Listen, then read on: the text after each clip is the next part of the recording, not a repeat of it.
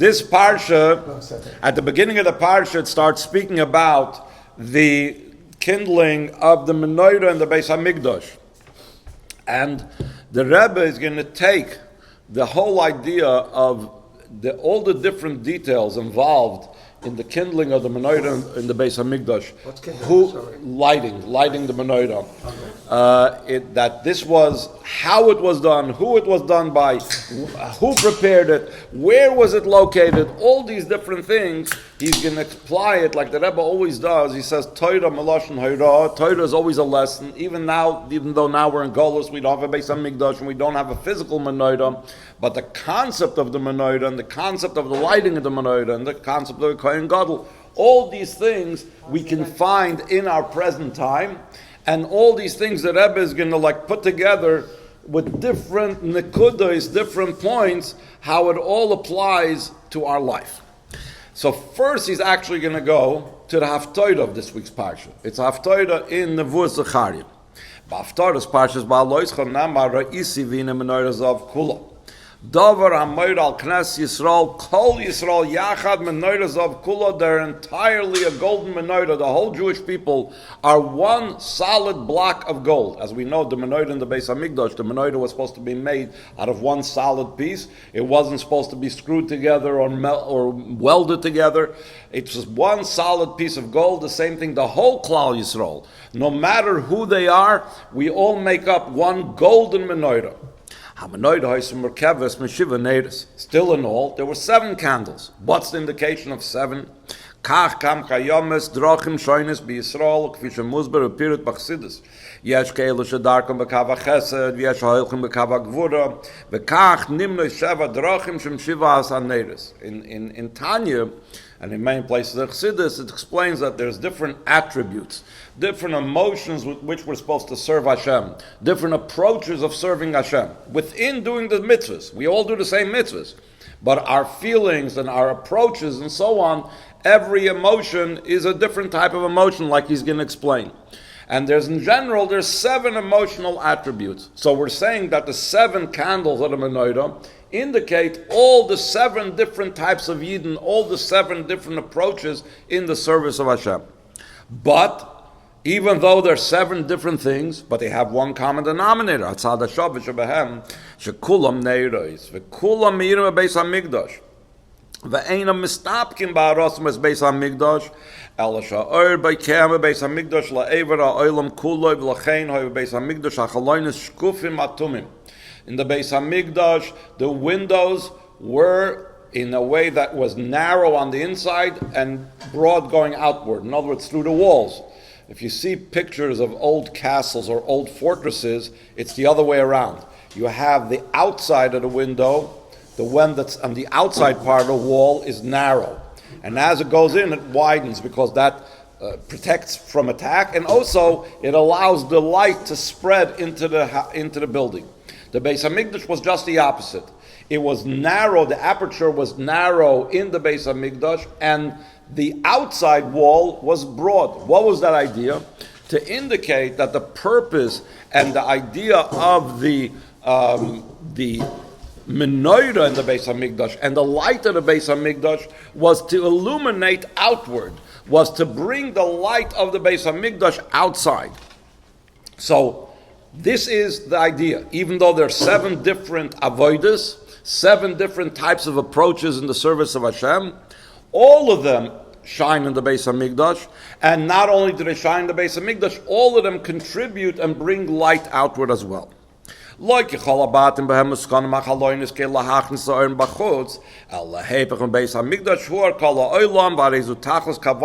Hamikdash, this idea that the Beis Hamikdash was distinct and different than all other homes was the entire purpose of the Beis Hamikdash. The Beis Hamikdash was not a place meant to have the holiness kept inside. The whole purpose was that the Beis Hamikdash was a portal and a channel to bring holiness out into the world.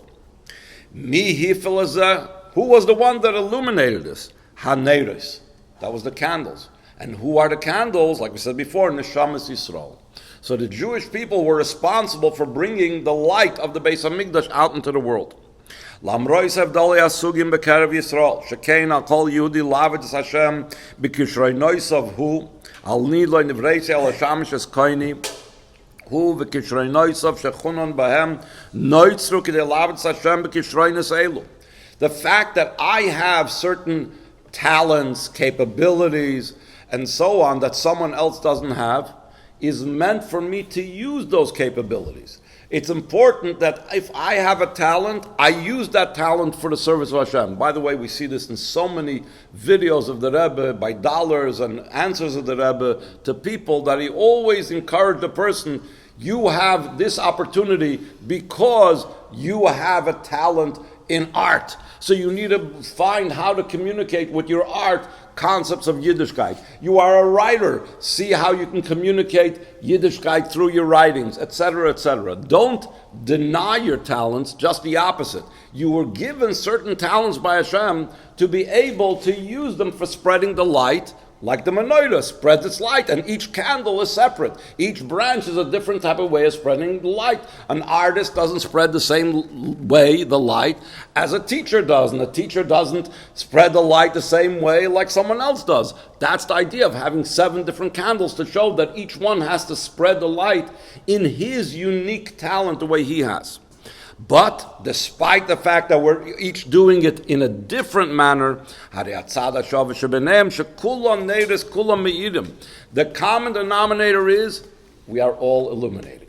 Whether it's an artist, whether it's the writer, whether it's the teacher, whether it's the rabbi, whether it's the businessman, everybody is there to illuminate and to bring light into the world from the Beis Hamikdash. Hahevdal eina ela begisha la'avodah. Avodosam shel elu hi bekava chesed, behesem lekirshroinus v'chushim shizbaruch behem. Some people work with the aspect of kindness because of that is their particular capabilities, their particular talents that they were given. V'avodas halalu hi bekava gvura b'inyanei chumres u'b'levushel dinim behesem l'chushayim. Some people have a more tougher type of approach. By the way, it's on the phone. It's on the WhatsApp that I sent out, if you want to do it that way.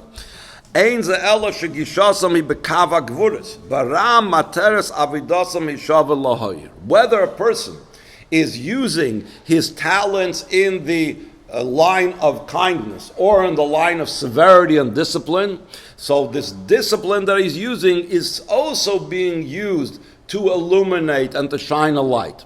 Like, for example, the true love of a parent, Chassidus explains that it's manifest in the parent that disciplines the child. If you see a kid, let's say, running around wild, and there are 2 adults over there, and you don't know who the parent is, one person calls the kid over and tells him to stop, and the other one doesn't bother them. Who do you think is more likely to be the parent? It's more likely than not that the one that's telling him to stop is the parent. Why? Because love can be expressed through discipline as well. But it's still a matter of love, and it's a level of illumination. So the same thing, we can, in certain situations, need to manifest the illumination of the world through discipline or self-control, controlling ourselves and not doing certain things that I would want to do, or we could illuminate the world through aspects of chesed.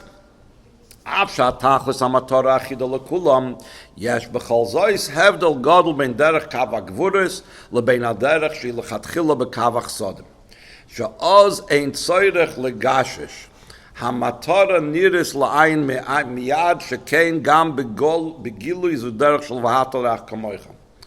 Sometimes, when you use only discipline, and you're only known for discipline, so then it's not always clear that you're there to illuminate. If a person doesn't realize that the discipline is coming from a place of love, whether it's self-discipline or disciplining someone else, they could mistake it and think that you don't really like them. But if you're initially doing it not in a way of discipline, not in a way of gvura, not in a way of dinim, but you're doing it in ways of love, so then not just is the goal there, but the approach to the goal, the means to the end, is also positive and luminous, so you don't have to wait till the end result to see the goodness of it. So therefore, bring this back to the Menorah. Who lit the Menorah? The Menorah was supposed to illuminate outside, but who lit the Menorah? Who gave like the marching orders for all these different neshamas? Aharon HaKohen. And Aharon was known for his approach of love. V'zu hoyse darki shel Aharon Kohanim Gedolim, shehidlik es ha-Menorah. Aharon hoya oyev es ha-briyos u'mekarvan la-Torah. Gam briyos. It doesn't say that Aharon loved people, he loved Jews. It says briyos, a very unusual expression. Briyos means creatures. He loved creatures. What does that mean, he loved creatures? Ke'elo she'einam mechunanim b'shum Yisrael ve'ein b'em elam migrois b'lvad ma'alosam ha'yechida misbatas b'kach sha'akadosh baruch hu b'roam k'pirish admur hazakin nishmas ha'eden gam lahem gila Aharon yachas shel avo. There are people that really have no redeeming quality whatsoever. The only quality that they have is that they were created by Hashem. Even a person like that, Aharon expressed love to, and he would bring them close to the Torah. And we'll explain later on the point of also bringing him close to the Torah, not watering the Torah down and bringing the Torah close to them. So the Rebbe says, it wasn't just that his goal was to express love, but in the meantime, he used other disciplinary actions. No. The means to the end was also through love. He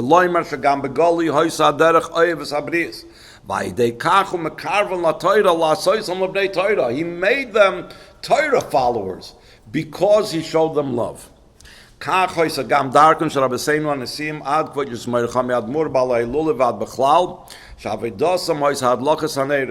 The Rabbeim of Chabad, going up to the Rebbe is referring to his father-in-law, all had this approach of kindling the candles of Klal Yisrael, kindling the lights, kindling the different neshamas. B'chol ish Yisrael yesh no ner havai nishmas adam, ela sheyesh asher machakim sheyadlikuhu, v'zoisi avodas nesi Yisrael hadlokes ner havai nishmas adam hachovui b'kerev kol ish Yisrael u'b'kach kayomim shiva sugim. Every single Jew has the godly light, but there's different, like we said, different kinds. And the leaders of Chabad would kindle everyone's light, which is again the same idea, like we said. The Rebbe said to the writer, use your writing for Torah mitzvahs, to the artist, use your art, to the businessman, use your business, to the teacher, use your teaching, and so on. Eitzel Nasi Chabad b'chlal, ve'etzel kvoitus moiracham yadmur b'alaylul b'frat hoisa ava b'goli. Love was something that was revealed. Lo rak hamatara hoisa oir, ki gam haderech lamatara hoisa ba'ofen zeh. B'darchi kiru v'b'darchi noyam hidlik es ner havai nishmas adam chol sugi Yisrael. The previous Rebbe, and the Rebbe followed in his path, as we can see from many cases, that the way how they kindled the lights of a Jewish person, the neshama of a Jewish person, which is lit compared to a candle, was through the means of love. Not just the goal being love, but showing love to them.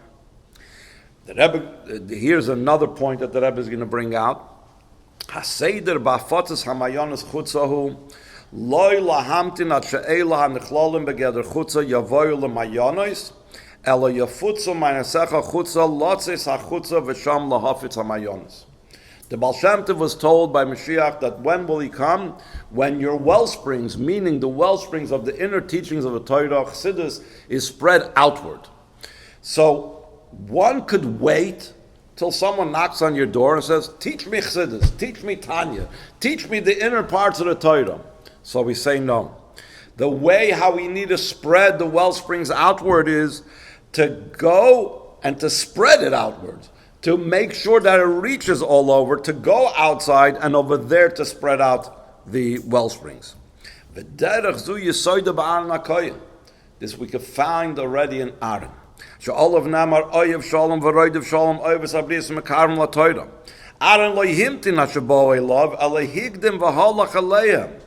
Like it says also the expression roidev shalom. What does it mean he pursued peace? What does it mean running after peace?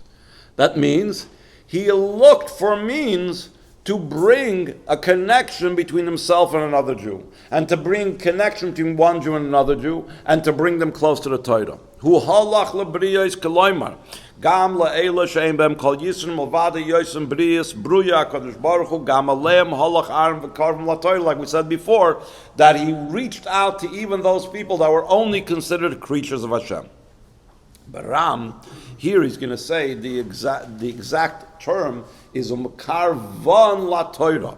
Diak halashon hu mekarvan la Torah hu kirvam el la Torah. Lo yishakirav ha Torah aleim.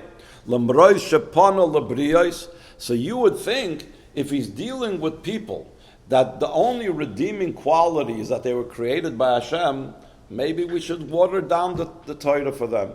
Maybe we should make it less and say, you know what, for you, 613 mitzvahs is a little bit too much. Let's just, you're only obligated in 600.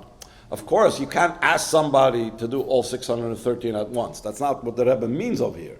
But one does have to know that Torah is Torah achas. Except today, I'm asking you to put on tefillin. Today, I'm asking you to light Shabbos candles.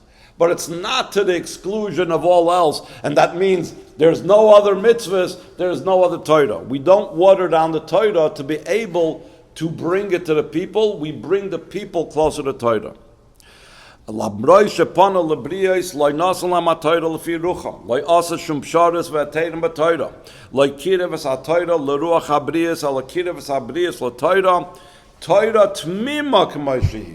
Torah is one complete entity. It's one complete whole. You can't saw off and amputate certain parts of the Torah and say, this is not for us, and this is not for here, and this is not for now.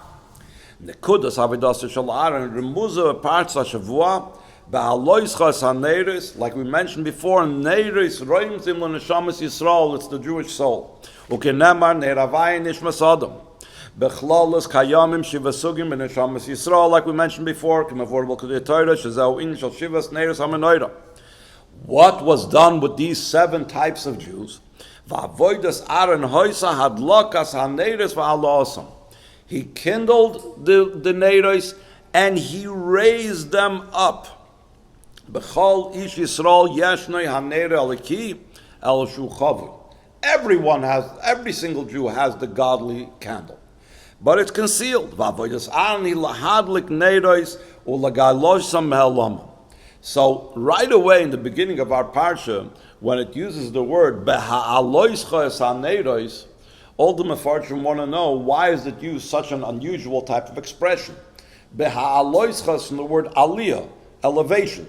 When you raise up the candles. What does it mean, raising up the candles? You should write bahadlikcha haneros or some other type of term which is used for kindling the candles. Why does it use the word beha'alotcha? So one of the explanations that Rashi gives is that sometimes, if you notice, when you light a fire, if you don't hold the match or the shamish, let's say by the Chanukah menorah long enough, so the fire can go out. You need to ensure that when you light the candle, it is then able to rise on its own. It's not just enough that I did my own, and in other sichos the Rebbe explains this even more at length than over here. He just gives the point. You know, some teachers come to class and they give you the information, and that's it. You get it, you don't get it, it's not their concern. That's not what chinuch is in Yiddishkeit. Whether you're dealing with chinuch of a child, or you're dealing with chinuch of a person who might be a child in his knowledge of Yiddishkeit. It's not just enough, I lit the candle and I put it by the wick. I got to make sure that the wick catches fire, and now it's rising on its own. That's baha'alotcha. The kol kach pol Aharon begilu nishmasi shakol Yehudi ashtei shalevas oila me'aleha. That now the flame was rising on its own, Aaron didn't have to hold the match to the menorah for the next whatever hours that the menorah burnt. Calls man shaner havaya shal abrius zakuk ladlakos shal Aaron lo yigiu adayim latachlis. If they still need Aaron to hold the flame to the wick, then they haven't yet reached what they're supposed to do. Had voida tzrichaliyis had lakas aner achal shal heves ta'ala me'aleha kishein soyrach oid bad laka vida lekes umeira me'aleha. So now the Rebbe is going to say an interesting thing about 3 ideas and 3 points of some other interesting halachas having to do with the kindling of the menorah. And the first one is really surprising because at the beginning of the parsha, it's addressing Aaron, and it says, "Be'aloischa that when you, Aaron HaKohen, will raise up the flame, will raise up the candles." So you might think this is a job for the Kohanim Gedolim, or maybe at least it's a job only for a Kohen. Halacha says not that way. Baha'lotchas Menorah Beis Hamikdash yeshlam shloisha dinim. One is Aleph hadlaka ksheira bezar gam mi she'eina kohen kashel hadlaka menorah. Even someone that's not a kohen could kindle the menorah. But surprisingly, the preparation is just the opposite. The preparation of the menorah needs a kohen, which seems to be like counterintuitive. You would think, what's the more important thing? What's the holier thing? The holier thing is lighting the menorah. That would need a kohen. That what's called the hatavas haneris, the preparing of the candles, the oil, the wick, and everything. You wouldn't have thought that would need a kohen. So it's just the opposite.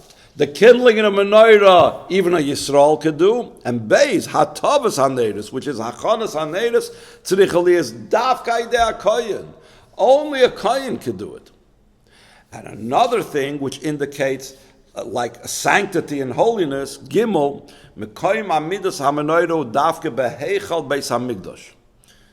We have actually in Alanissim, it says, Vidliku Neiris Bechatzres Kochecha, that they lit candles in your holy courtyards or the courtyards of your holy place, and the Rebbe explains it's not talking about the menorah, it's talking about additional candles that they lit just for illumination and celebration. But where was the menorah? The menorah had to be in the actual, not even the outer courtyard, but it had to be in the actual building of the Beis Hamikdash. But did it ever happen that someone that is not Kohen lighted them in the menorah? Huh? Did it ever happen?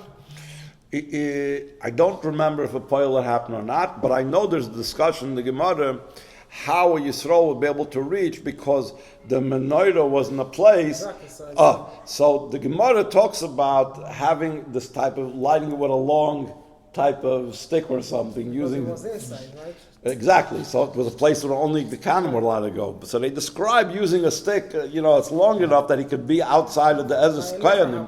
So it's only according to Halacha. I don't remember if it's discussed if it ever happened or not. That I don't remember. But according to Halacha, even a zar could light. So now he says, move on Ephoi, shegam bahadlakas hamenorah ruchnis keloimar haaretz neshamas Yisrael yeshnam shloishes tanoim elu. Like we said before, every detail of the menorah and every detail of Torah, there's a lesson in our avodah. Since in general we were talking about how we need to illuminate the souls of Yidden, the candles, which is the soul of a Yid. So these 3 details, that even a Zar could kindle the menorah, but the Atavas HaNeiris has to be through a Kohen, and the location has to be in the Mikdash. Each one of these teaches us a lesson in the service of Hashem. Aleph, what's the first lesson? Hadlaka ksheira bezar. Avoidas hashpa lazulas va'afotas hamayonas chutza eina avoida rak liyichidis gula. Varezus chusay v'chayvasi shal kol Yehudi. Ukemaimer ha-mishnah l'chol Yehudi. Heve mitamidav shal Aharon. Al kol echad mi Yisrael l'leches be'ikvis Aharon ha-kohen l'karva b'ris l'toira. Every Jew has this responsibility to kindle another Jew's soul. It's not just something that we say, the rabbi's job is to go ahead and do that and to awaken and to inspire the Jews. I'm just going to do what I'm doing. So the Rebbe says, no. Hadlakik sheda bezar, and therefore it's the obligation of every Jew that has the opportunity to kindle the soul, the neshama of another Yid, he's obligated to do so. Beis,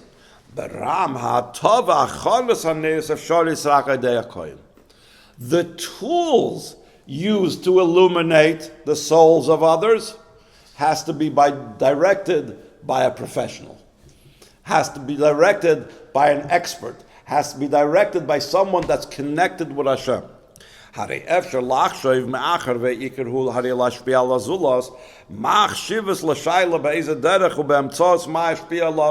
I'll use whatever way I think I can influence him. That's how I'll influence him.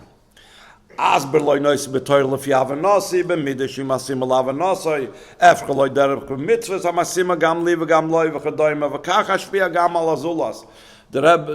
Frierdiker Rebbe sometimes on Aharon mentions about people that like choose which mitzvahs they like, which mitzvahs they don't like. I could think that, I could play around with the preparation, with the mixture, with how it's the tools. You can't play with that.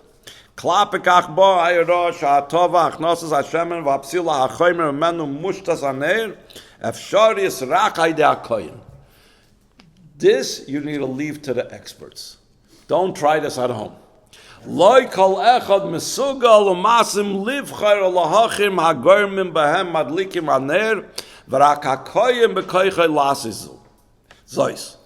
is a Kohen in the present day and age? What's the meaning, the inner meaning, the spiritual concept of a Kohen? Kohen hu she'ein lechelik v'nachla atzmis al Hashem hu nachlosei. Kvi she'arambam koisev asher nodva ruchoi chulali botel. Someone that is removed from worldly concern. He's not immersed in worldly pursuits. Rak mi she'muvdel mechumriyos v'chol mehusa yilidavik b'Hashem la'avdoi. B'koichoi laheitei v'lahachin hadrachin la'aris neiris hanashama v'rak la'achar she'akoyin meichin Hashem v'apsila then mitafkidesh kol echad la'adlikam lahafitz mayonis elu gam chutzam. So this we see in actuality. The Rebbe gave us our marching orders, and he says, put on film with Yidden, light Shabbos candles. But he didn't say, go march to, for whatever marches we go on. The way to bring Yiddishkeit to the people has to be directed to someone, by someone that is devoted to Torah, that is removed from worldly matters. So that is the message from the fact that only the Kohen could prepare the actual natives themselves. But the lighting, every Jew can light, as long as you have the materials already prepared by the Kohen. Gimel, Makim HaMenorah HaMu'eres Hu Beheichel Davke. Esther Kedoshah say, there's a Mishnah that describes that there are 10 levels of sanctity. Eretz Yisrael is sanctified, Yerushalayim is sanctified more than the rest of Eretz Yisrael. The Harabayis, the Temple Mount, has more sanctity than that. There is a further sanctity of the Azara, the outer courtyard, etc., etc., etc. He goes through 10 levels of sanctity and differences between the sanctity amongst them. Eser Madregis B'Kedusha, the Rebbe goes from the top down. There's Kohanim Gedolim, is the highest level of sanctity. Heichal, which is the location of the Menorah, the room right before the Holy of Holies. But even though it says Eser Kedoshah, that means even lower than the Heichal, even outside of the Heichal, even outside of the Beis Hamikdash, the courtyard, the Harabayis, Yerushalayim, all these things are also holy. But despite the fact that they're holy, the Menorah was only kindled inside the Heichal, the penultimate level of holiness. B'chol zois ba'adlokas ha'menorah be'echad m'koymis halalu she'kdushasei lamata m'kdushas ha'Heichal. If you would have kindled the Menorah in Yerushalayim, you would have kindled the Menorah in Bnei Brak, you would have kindled the Menorah and somewhere on the Harabayis or in the Azara, la yatsi yidei chayva. A person would not have fulfilled their obligation. L'chol davar noyatz deip ulam mishalai. Everything has its area, has its place where it needs to function.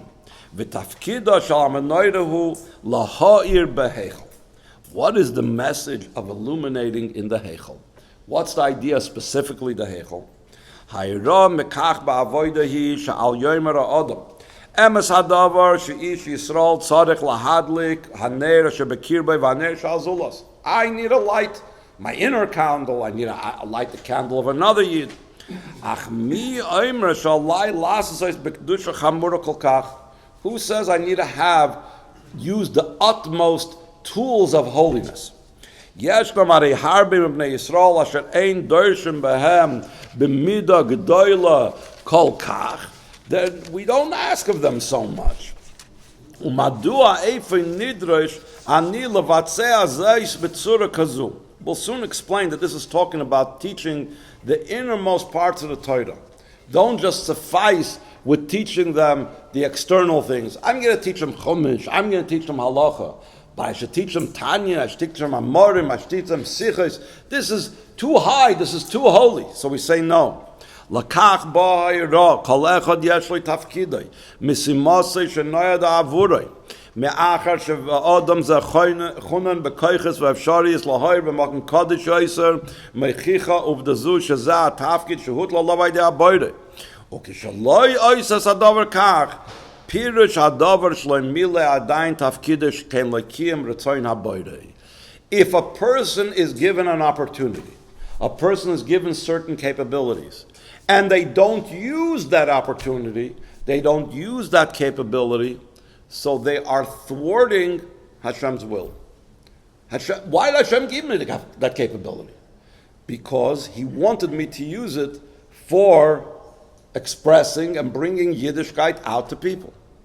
If I use other capabilities and I don't use my better capabilities to spread what the Eibishter wants, so that means I'm not fulfilling what Hashem wants.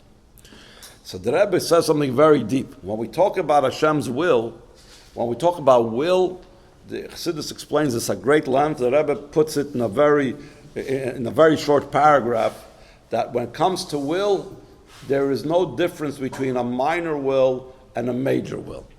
Ki yadua lo nitan haratzon l'chalukah. Zeh hahevdel ben seichel haratzon. Ba'askola v'tvuna titelchen gam havana chelkis.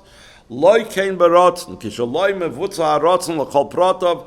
Ein ze kiyum machzisei shal haratzon. Kiyum I kiyum haratzon l'gamri. Adraba. Yesh kan asiyas hifuchai shal haratzon. What does he mean over here? When a person wants something, not a will that's based on logic. When you're dealing with logic, so you could have, let's say someone explains to a person something, so you can understand part of the idea, half of the idea, 3/4 of the idea, 90%, you still have 90%, you didn't get 10% of the idea. Or you have 10% of the idea, you didn't get 90%, but you have something.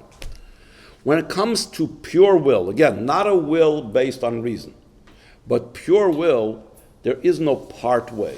If something is missing in the will, then the entire will is missing. To be able to give an example of this, you can see this by children. By a child, you can see this so often.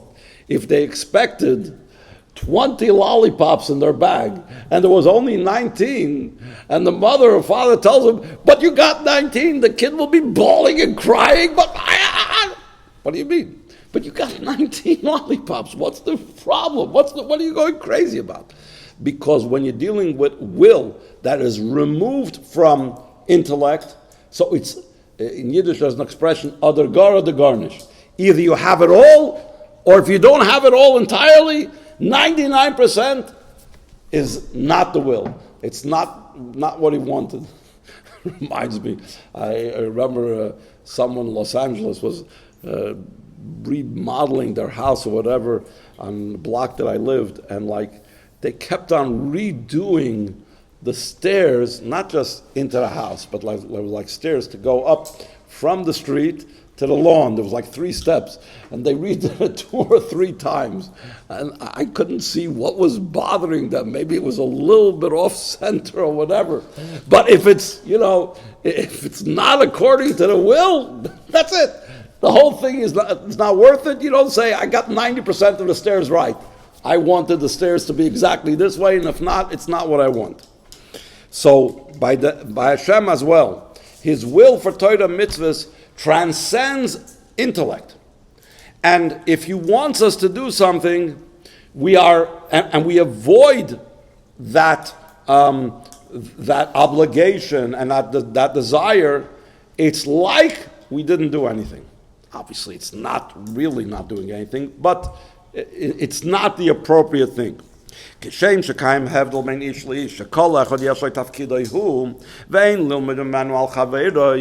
when I see that someone is obligated to do one thing and someone else is obligated to do another thing, again, let's look at parents with kids.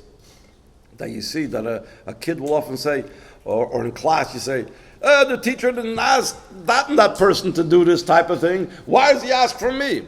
Because the teacher and the parent, if he's really in tune with the child's needs and levels, will give each one an assignment or a job or a chore according to what they're capable of and what's necessary for them to do.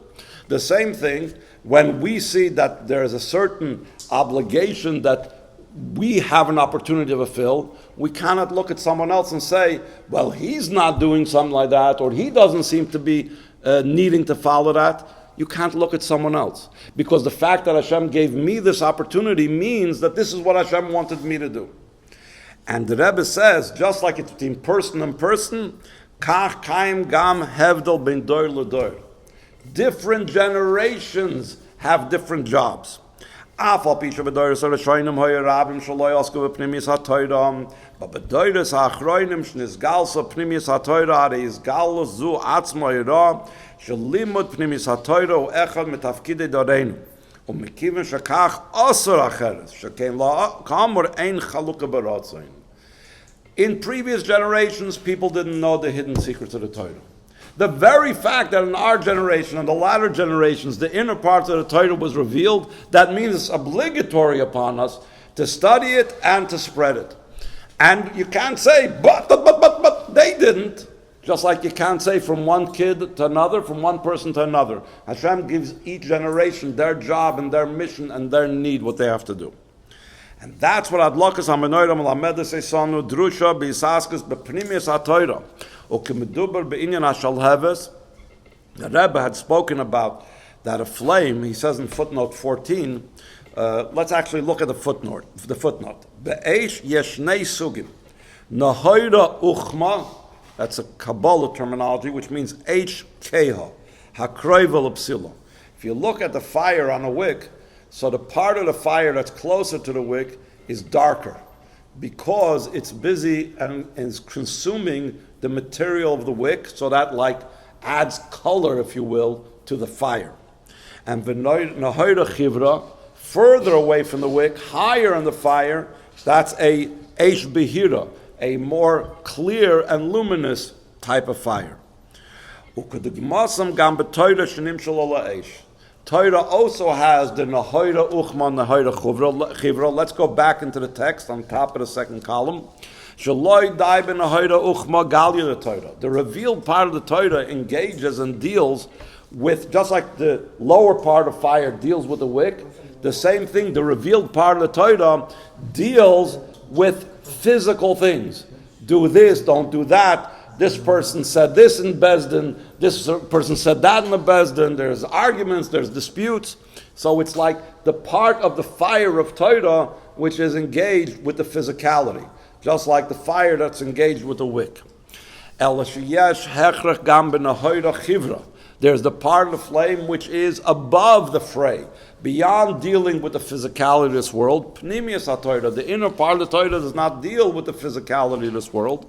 The limud pnimis haTorah yitin koyach va'oiz lishloit akol ha'mafriyim v'yosef chayes gam b'limud ha'nigla shel Torah b'kiyum ha'mitzvos. The study of the inner part of the Torah not just is something that's worthwhile on its own, but it gives us energy and vitality also in the study of the revealed part of the Torah, and gives us vitality also in the fulfillment of mitzvahs as well. Hey, now he brings the same idea in about, we're going to learn out something from the Kohen concerning Jewish women. Hamashpia al b'neim u'b'neiseim hu inyan atznius. Kol kvuda bas melech pnima, the honor of a princess is to be inside, meaning the idea of tznius, modesty. Kemuva b'gemara b'negel, tznius am yuchedes shal Kimchis, aim Kohanim Gedolim bezman Beis Hamikdash, that the Gemara asks, why did this woman merit to see that 7 of her sons were Kohanim Gedolim, were high priests? Shekois le beisa loiro afpam saris roisha, ubegin kach zachsa leshiva bonim Kohanim Gedolim. Because even at home, where a person could maybe find excuses for not being so modest, even at home, the beams of her ceiling never saw her hair. So the Rebbe says, "Va'al lachshav hamuchrechas ani b'midah k'koi gedol shel tznius kedei shiyu bona kohanim gedolim u'mayim yu ha'kohanim stam ari kol Yisrael kedoshim meim." I could say, okay, it's fine if they'll just be kohanim. If she wouldn't have acted that way, her children would have been kohanim. Kohanim is something that's hereditary. They would have been anyway kohanim. But Kohanim Gedolim came about because of the special avodah that she did, the special greatness that she did.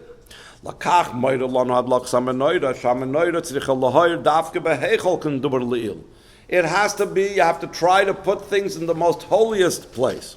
She'im kayemes afsharis lahoyer b'makim mekudesh yoser u'benegel in yonenu. Im b'afsharis in basharusa shalaisha lagadol b'nah she'yu Kohanim Gedolim harei davar ze'atzmei mahava hira shekachi chayvasa. Like we said before, if we are given an opportunity, that itself is not just a privilege, but it obligates us. She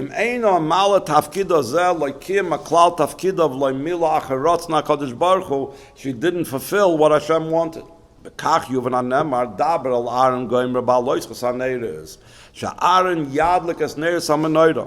That we asked before, Lechura built in moving, had loks on neiris, Ksheda had a gambazar, Sheina Kayan, Afil Atobas on neiris, Ksheda Bekayan Hedi, Shein Kayan Gadol. You don't need a Kayan to light the Menorah, and you don't need a Kayan Gadol to prepare the neiris. So why does the Pasuk talk about Aharon, the Kayan Gadol, being the one to kindle the Menorah? L'shema im kein nidush Aharon lasis zois mekach muvan efer shedavka al Aharon Kohen Gadol lasis zois. Why? El kishemeduber le'el mechayvasit shekol echad lifol biyachas lezulas lahadik sandera lekeren shom b'shebekirbi. On the one hand, every single Jew has the obligation to kindle the candle that's within every Jew. On the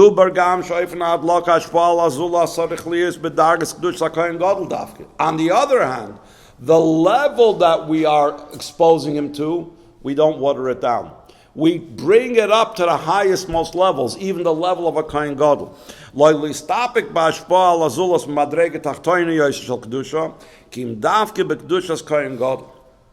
In Yonish Kohen Gadol, Sha'achas Lashana Nichnas Lefnai Lefnim B'Makom Kodesh HaKadoshim. Once a year, he went into the Holy of Holies. What was located in the Holy of Holies? B'Kodesh HaKadoshim Lo'hoyer HaKa'orim V'Aluchas HaBolvad. B'Chinas HaKohen Gadol Ein L'Shum Davar Al Torah Bolvad. That is what expresses what the Kohen Gadol is about. All his entirety and his entire being is about Torah. Yes, al-kain. Not just any Torah was there, but the Kodesh HaKadoshim haya luchos, the luchos in which the Torah was engraved, not written. The luchos elohos ha-Torah chakuka bois ha-chakika. Ois is ha-ksiva in suffice l'klaf. V'ilu ois ha-chakika in be'etzem ha-luchos meneu bei. What's the difference between the luchos and a Sefer Torah? Sefer Torah is written with ink. Ink and the parchment are two separate things that we join together. The luchos, the letters, and the tablets and the stone were entirely one. The fact that the Kohen Gadol entered into the Kodesh HaKadoshim where was the location of the luchos indicates that we're talking about a person whose entire life is so one with the Torah like letters engraved on stone. וזהו דבר על אהרון גוימר בעלויס חסנרס חוסי וחייבסיש כל אחד מישראל להדליק ולהוירס נר הווי שבקרבוי או שבקרב הזולס בכויכה של אהרון כהן גדול לפי פאנוי. Every Yid has the capability and is obligated and incumbent upon him to bring out and to illuminate the candle of Hashem. in a power of the Aharon Kohen Gedolim. Kol Yeshusay Terak Torah, it should be only the level of Torah. V'chol chayv al kol echad ka'amr le'il shad lokek sheira bazar. So on the one hand, it's every yid. On the other hand, it's the power of the Kohen Gedolim. Ubemyuchad amurim advarim l'neshei Yisrael. Jewish women have to have this even more. Shebehem toli chinuch habonim va'abonis. Aleim eifel adas shayis nagusam trichalias ad kedei kachu ba'ofen kazeh sheyuchlu legadol bonim Kohanim Gedolim. The way how the women have to act in the privacy of their own home is in such a way that they should merit to give forth not just regular Kohanim but high priests. Kein oimr Chazal b'negei leKohen Gadol gadlehu. You're supposed to raise him up. So the Rebbe gives an inner meaning of what does it mean gadlehu. Yesh legadloi, aideis nagos ha'amura betelis kol amnius v'ikuvim b'chaya abonim v'abonis. What does the literal meaning of gadleu mean? Literally, you have to support him. You make sure that he's rich and he's honored. So by doing such a life of meriting children that could be Kohanim Gedoilim, we bring all the physical blessings to them, because just like a Kohen Gadol is made greater, has all the physical blessings. We're blessed with children, with life and health, and sustenance, and parnas in a comfortable way, kipshutei mamish, in the literal sense.